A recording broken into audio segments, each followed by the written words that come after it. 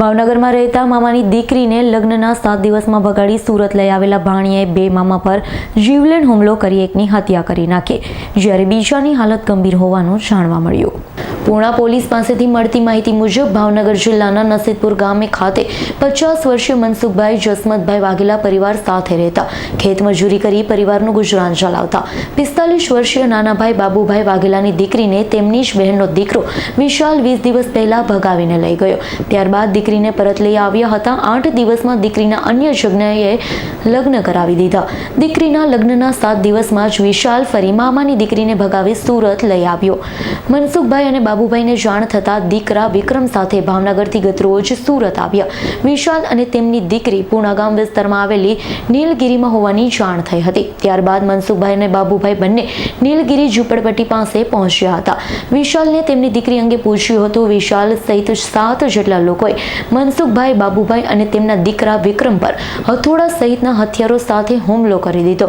મનસુખભાઈના શરીર પર એટલા ઘા મારવામાં આવ્યા હતા કે તેનો ચહેરો પણ ઓળખી શકાય તેમ ન હતો. બાબુભાઈને પણ માથામાં ગંભીર ઈજાઓ કરવામાં આવી હતી.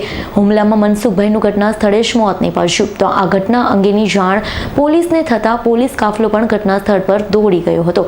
બાબુભાઈને 108માં હોસ્પિટલ ખાતે સારવાર અર્થે ખસેડવામાં આવ્યા. તેમની હાલત ખૂબ જ ગંભીર હોવાથી ખાનગી હોસ્પિટલમાં ખસેડવામાં આવ્યા. ખાનગી હોસ્પિટલમાં બાબુભાઈ જીવન મરણ વચ્ચે ઝોલા ખાઈ રહ્યા છે. હાલ તો પોલીસ આ મામલે વધુ કાર્યવાહી હાથ ધરી છે. મૃતક મનસુખભાઈના પુત્ર રાજેશ વાઘેલાએ જણાવ્યું છે, ભાણિયાએ જ બે મામા પર અચાનક હુમલો કરીને એક મામાના મોતને ઘાટ ઉતારી દીધા છે. અમારી દીકરીનો પણ કોઈ ઓતોપોતો નથી. આરોપીઓને ફાંસીની સજા થવી જોઈએ. કડકમાં કડક સજા આપી અને ન્યાય મળવો જોઈએ. ઘટનામાં તો એવું છે કે 20 દિવસ પહેલાં મારા કાકા બાબુ છે ને એની છોકરી આ લોકો ભગાડી આવ્યા હતા. સામેવાળા જે વનરાજ માઠું છે, પ્રકાશ માઠું છે, વિશાલ માઠું છે ને એક હાર્દિક માઠું કરીને છે, અને દેવલબેન માઠુભાઈ છે સારોલિયા. ગામ એમનું છે થોરાળી, તાલુકો છે શિહોર અને જિલ્લો ભાવનગર. ત્યાર પછી 20 દિવસ પહેલાં અમારા કાકાની છોકરી ભગાડીને લઈ ગયા હતા. એને સુરતમાં લઈને ગયા હતા.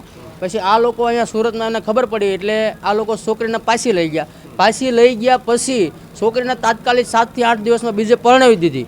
બીજે પરણાવી દીધા પછી આ લોકોએ એવા માથાભારે માણસો છે અને ખૂની માણસો છે, અને આ લોકોએ સામેથી ફરીને પાછા જ્યાં છોકરીને પરણાવી હતી ત્યાંથી પાછી ભગાડી આવ્યા. અત્યારે છોકરી લાપતા છે કે વાવડ મળતી નથી.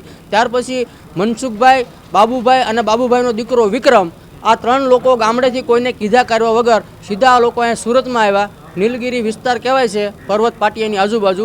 ત્યાં ગયા એટલે જઈને પૂછ્યું એટલે ડાયરેક્ટ આ લોકો માથે હુમલો કર્યો. અને મનસુખભાઈ મારા પપ્પા છે એક્સપાયર થઈ ગયા, અને બાબુભાઈ અત્યારે સિરિયસ કોમામાં છે. હુમલો કરનાર જે વ્યક્તિ છે એ કુટુંબમાં મારા પપ્પા મનસુખભાઈ અને મારા કાકા બાબુભાઈ, એમના બેન છે અને એમના ભાણિયા છે.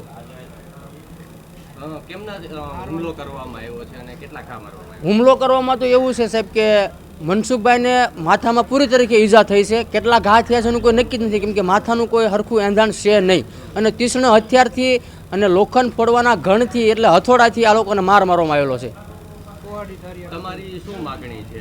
અમારી માંગણી એવી છે સરકાર પાસે કે અમને આમાં ઇન્સાફ આપો અને આ લોકોને જે કડકથી કડક સજા થાય અને ફાંસી થાય તો અમારા માટે બેસ્ટ જ છે. Bureau report S9 news Surat. અમારી તમામ માહિતીથી અપડેટ રહેવા માટે જોડાયેલા રહો S9 ન્યૂઝ સાથે.